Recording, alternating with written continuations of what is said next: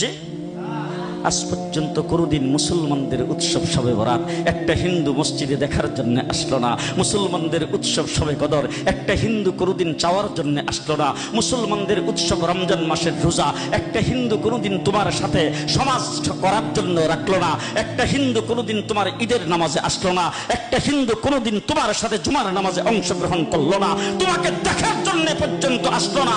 তার কারণ হলো হিন্দুরা মনে করে এটা মুসলমানের উৎসব, আর তুমি মুসলমান হইয়া হিন্দু দুর্গা পূজায় কিভাবে গেলা?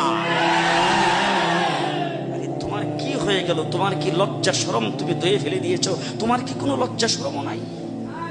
তোমার কি কোনো লজ্জা শরম নাই? আবার কি সুন্দর বলতেছ ধর্ম যার যার উৎসব সবাই। হাই হাই হাই, ও মুসলমান যুবকেরা ভালো করে শোনো, ধর্ম যার যার উৎসব সবার, তাইলে বিয়া যার যার বউ তো সবার।